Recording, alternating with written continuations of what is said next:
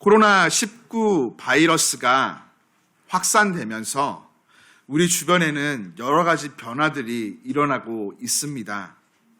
다양한 문화들이 사라지거나 축소되기도 하고요.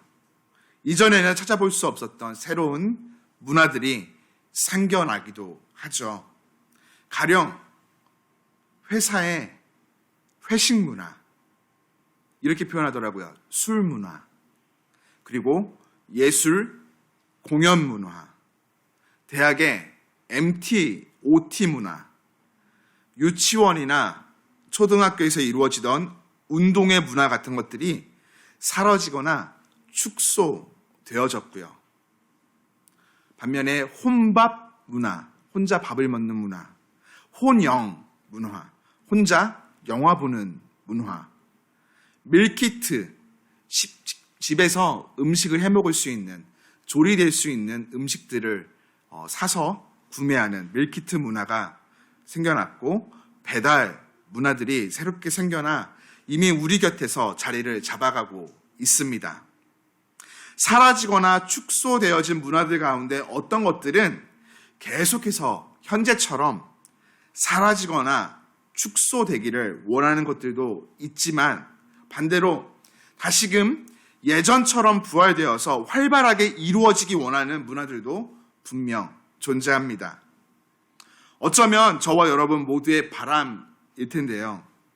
코로나 상황이 속히 종식되어서 유치원이나 초등학교에서 이루어지던 운동회가 다시 부활되기를.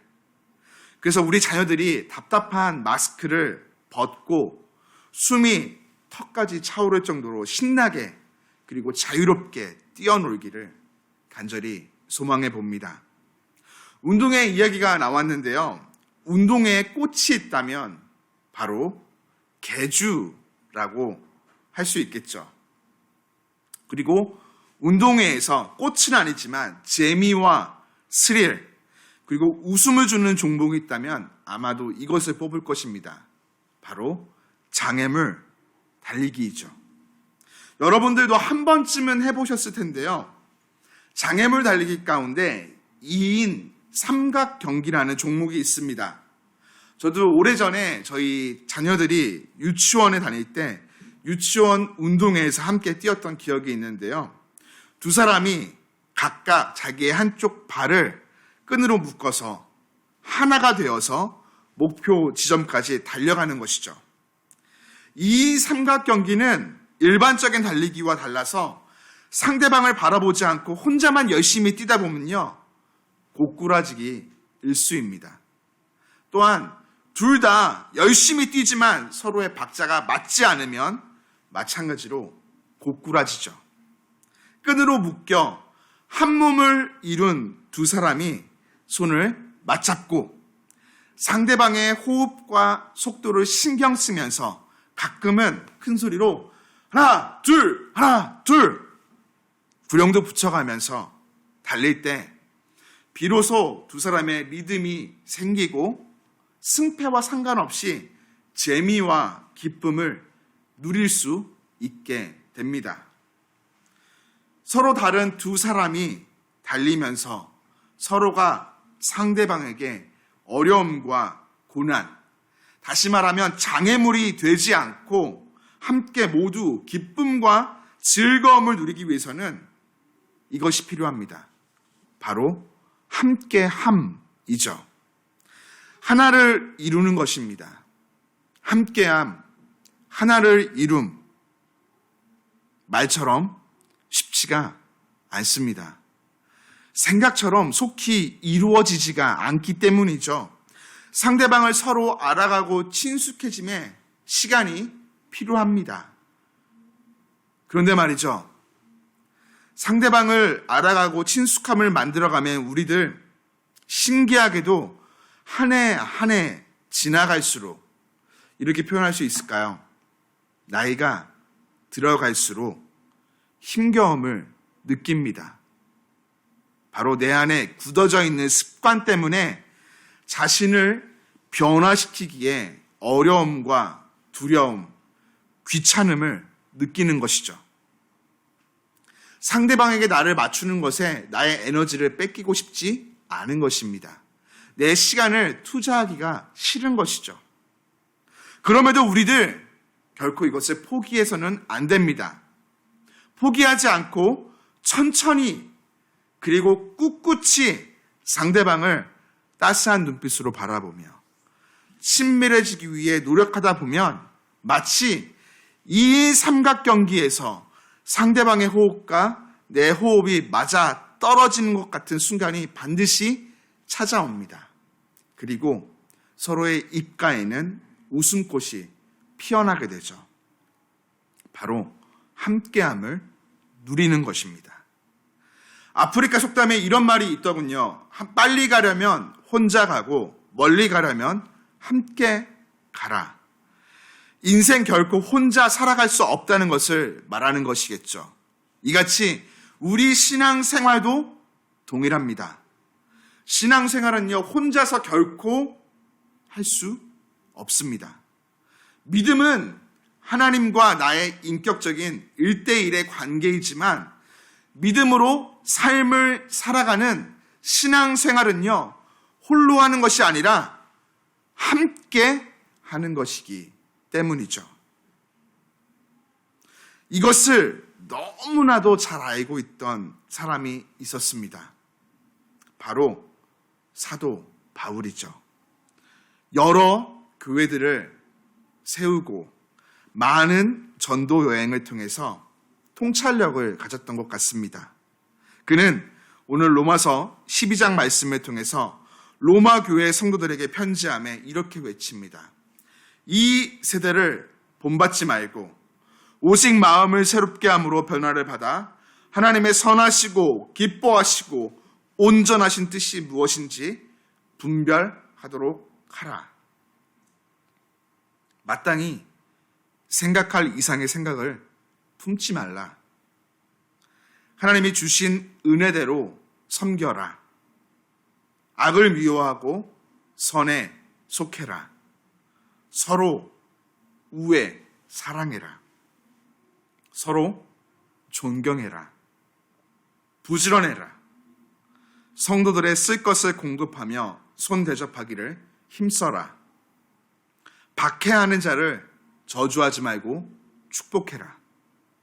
즐거워하는 자들과 함께 즐거워하고 우는 자들과 함께 울어라. 낮아져라. 지혜 있는 척 하지 말고 선한 일을 도모해라. 이 시대 하나님이 원하고 바라시는 그리스도인 성도의 바른 신앙생활 자세를 이처럼 전하여 줍니다. 서로가 함께하며 이루어가는 신앙생활의 에센스라고 표현할 수 있을 것 같아요. 바울이 제시하는 여러 신앙생활 자세들 가운데 유독 우리의 눈과 마음을 머물게 하는 말씀이 있습니다. 아마 바울도 그러했을 것만 같아요. 바로 즐거워하는 자들과 함께 즐거워하고 우는 자들과 함께 울라이죠. 함께하는 신앙생활의 정점을 찍는 말씀이 아닐까 생각됩니다. 여러분, 하나님께서는요, 많은 이들 가운데 우리를 축복의 사람으로 선택하여 부르셨습니다. 하나님께 부름받은 우리는 예수님이 보이시며 가르쳐 주신 길을 따르며 예배하는 예배 공동체, 예수님이 다시 오실 길을 준비하는 선교 공동체로 하나님 나라에 이를 때까지 이 땅의 삶의 길을 함께 걸어가죠. 우리가 내딛는 인생길, 이 신앙의 여정, 삶의 길을 한 단어로 표현한다면 순례라고 말할 수 있겠습니다. 순례라는 단어 성지순례에서 들어보셨을 것입니다. 사전적으로는 종교의 발생지나 의미가 있는 곳을 찾아다니며 예배한다라는 뜻을 가지고 있죠.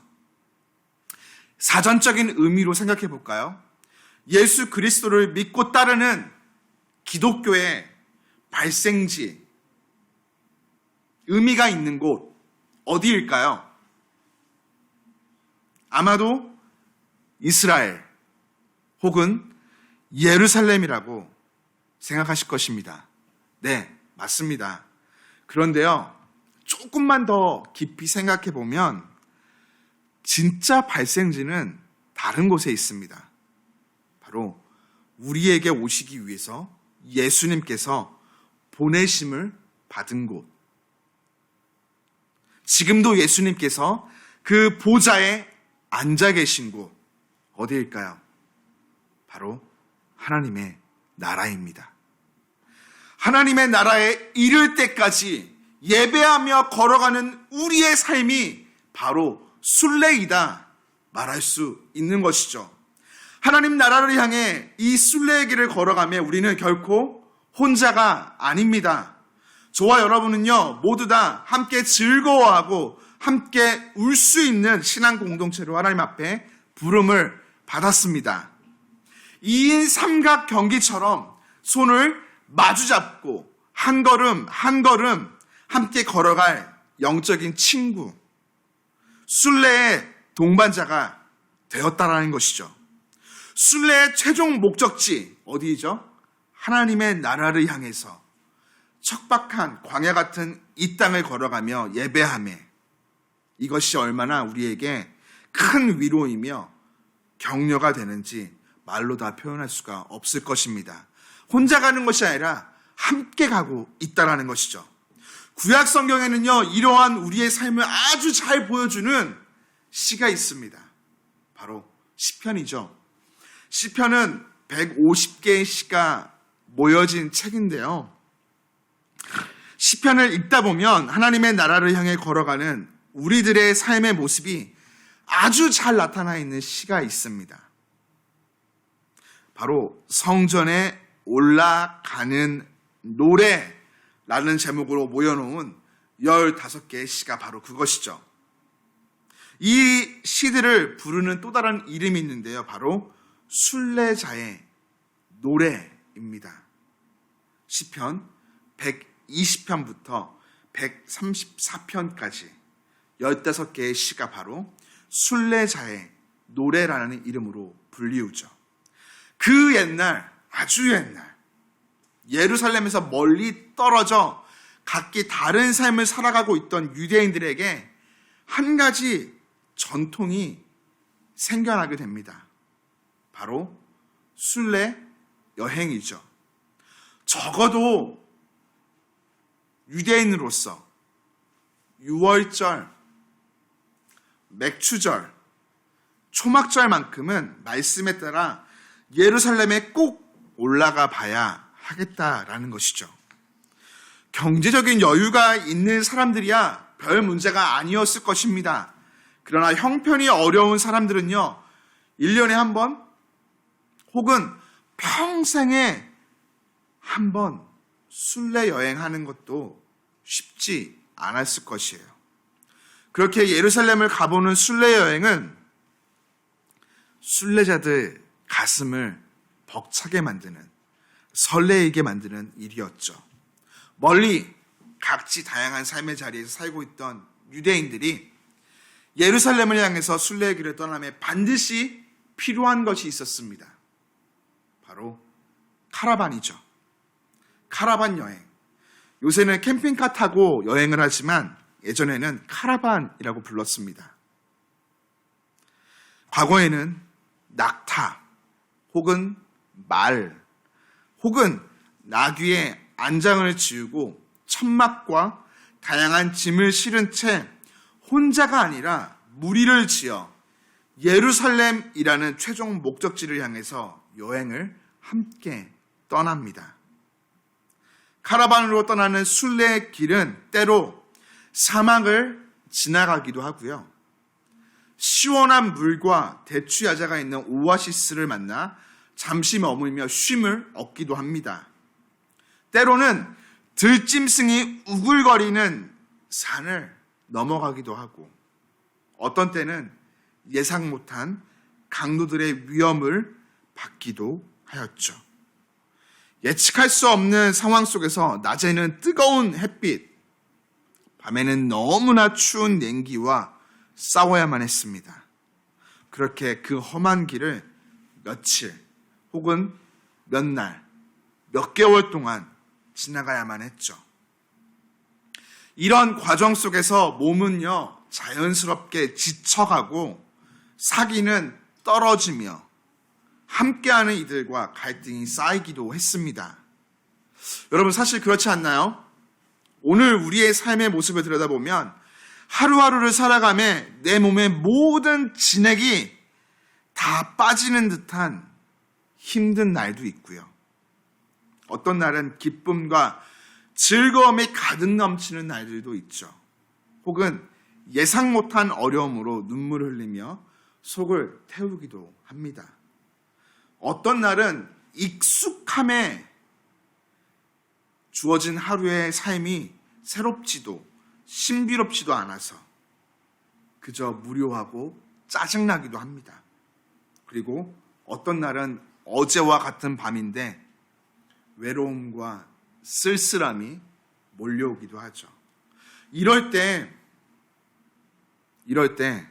누군가가 다가와서 포기하지 마, 할 수 있어, 위로해주면 참 좋을 텐데, 내 지친 어깨를 보듬어 주면서 그래, 끝까지 함께하자, 이제 얼마 안 남았어, 파이팅을 외쳐주면서 하나 둘 나와 발 맞춰주면 용기 나고 참 좋을 텐데 말이죠.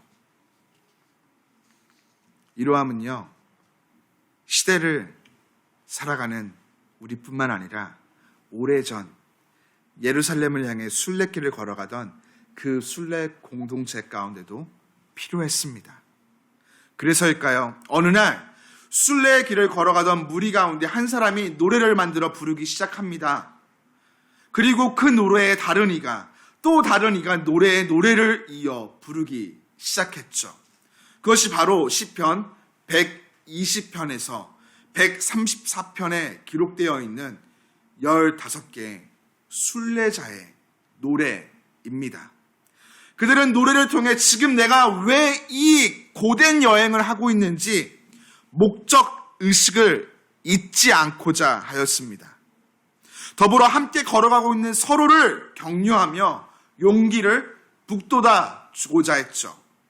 순례길을 통해 예루살렘에 올라가서 하나님의 그 놀라운 영광과 은혜를 맛볼 것을 기대하며 노래하였습니다.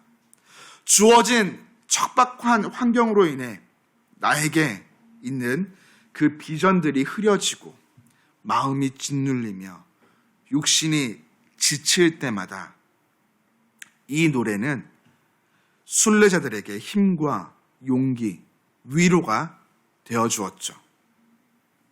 사랑하는 교회 여러분, 오늘 그리스도의 이름으로 모여 교회된 저와 여러분 역시 순례 공동체입니다. 우리 순례의 최종 목적지, 영적인 예루살렘, 하나님 나라에 다다를 때까지 함께 이 땅을 걸어가는 순례자로 저와 여러분들은 한 지체가 되었죠. 주 안에서 한 가족, 식구라는 것이죠. 예수 그리스도를 나의 구원자로 믿고 고백하는 순간부터 믿음 안에 우리는 형제 자매가 되었습니다. 믿으십니까? 여러분 혹시 아시나요? 예수 그리스도 안에는요, 결코 외동아들, 외동딸이 없습니다. 바로 우리 모두가 형제, 자매이기 때문이죠. 이것을 그 옛날 순례자 알았던 것 같아요. 순례자의 노래 가운데 하나, 시편 133편은 이렇게 노래합니다. 보라, 형제가 연합하여 동거함이 어찌 그리 선하고 아름다운고, 머리에 있는 보배로운 기름이 수염, 곧 아론의 수염에 흘러서 그의 옷깃까지 내림 같고, 헐몬의 이슬이 시온의 산들의 내림 같도다. 거기서 여호와께서 복을 명하셨나니 곧 영생이로다. 아멘. 순례의 길에 함께하는 이들 모두가 하나님 안에서 형제, 자매로 한 목적을 가지고 연합하여 걸어가는 모습이 마치 머리에서부터 충만히 흘러내리는 보배로운 기름 같고 헐몬산 꼭대기에서부터 흘러내리는 메마른 땅을 메마른 대지를 적시는 이슬같이 복되고 아름답다 고백하며 노래하는 것이죠. 여러분, 순례의 길 함께 걸어가는 것 정말 때로는 익숙하지 않기에 불편함을 느낄 수도 있습니다. 때로는 뭔가 잘 맞지 않아서 오합지졸 공동체처럼 보이기도 하고요. 시끄럽고 성가신 일들도 있습니다. 우리 가운데 다른 지체가 어렵게 느껴지시는 분들도 있을 것이에요. 혹은 서로에게 너무나 익숙해져서 이제는 새로움과 신비감이 사라진 분들도 계실 것이고 잦은 오해와 갈등이 생기기도 할 것입니다. 네, 맞습니다. 아직 우리는 죄에서 완전히 동떨어진 삶을 살아가지 못하기에 여전히 연약하고 부족합니다.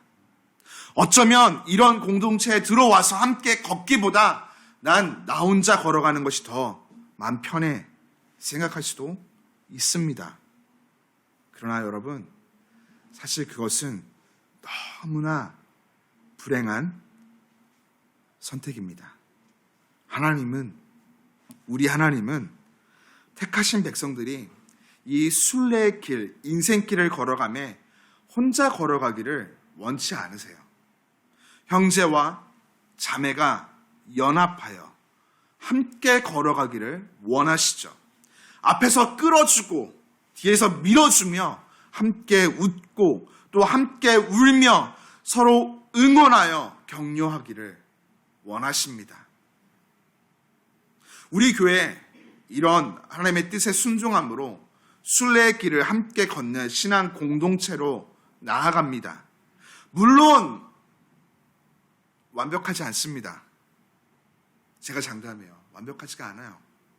모든 것이 내 마음에 딱 들어맞지도 않습니다. 완전함보다 부족함과 연약함이 더 많아 보일지도 모르겠어요. 그러나 그렇기에 우리에게 길 위의 교회라는 신앙 공동체는요, 더 소중하며 가치 있는 공동체가 되지 않을까요? 완벽하지 않지만 그리스도의 장성한 분량에 이르기까지, 그 하나님의 나라에 이르기까지 함께 한 걸음 한 걸음 발맞춰 동행하며 나아가는 것이죠. 이런 모습 속에 참된 기쁨과 즐거움, 은혜가 주어진다, 저는 확신합니다. 만약에 우리 모두가 다 완벽하다면, 진짜 다 완벽하다면 세상 가운데서 살고 있는 어쩌면 저와 같은 부족함과 연약함이 있는 그 어떤 다른 누군가는 결코 이 공동체 안에 들어올 수 없을 것입니다. 그리고 이를 통해서 복음을 듣는 기회조차 잃어버리게 되겠죠. 하나님이 제일 슬퍼하실 것입니다. 때로는 누군가가 부족하고 연약하기에 내가 앞에서 손잡아 끌어주고 뒤에서 밀어줄 수 있는 것이고, 때로는 내가 부족하고 연약하기에 누군가가 앞에서 내 손잡아 끌어주고 내 뒤에서 밀어줄 수 있는 것이겠죠. 이것이 하나님이 원하시는 함께 웃고 함께 울어주는 사랑으로 하나 된 신앙 공동체의 모습이 아닐까요? 순례의 최종 종착지, 하나님의 나라를 향해 묵묵히 믿음으로 이 땅을 걸어가며 길 위에 교회된 우리는 날마다 더욱더 그리스도의 사랑 안에서 연합함으로 서로를 향해 함께 웃고 함께 울 것입니다. 인생 순례길을 걸어가며 하나님께 예배드리며 하나님의 나라를 이곳에서 맛보는 신앙 공동체로 세워져 갈 것입니다. 우리 신앙 공동체를 통해서 하나님이 꿈꾸시는 교회가 어떤 것인지 세상 알게 될 것이고, 우리의 연약하고 부족하지만 우리의 다양한 모습 속에서 머리부터 충만히 흘러내리는 보배로운 기름이 어떤 것인지 발견하고 헐몬산에서 흘러내리는 메마른 대지를 적시는 이슬 같은 복스러움을 발견하게 될 것입니다.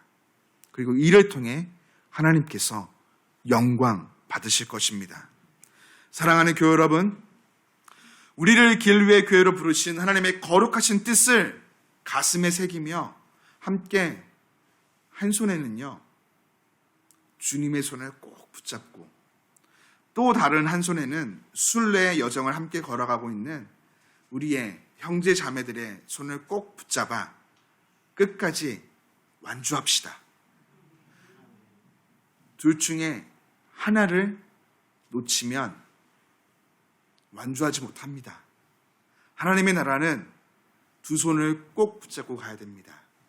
하나님의 손, 함께하는 형제 자매들의 손, 이렇게 손 붙잡고 하나님의 나라에 이르기까지 끝까지 함께 웃고 함께 우는 우리 신앙 공동체가 되기를 주님 이름으로 축복합니다.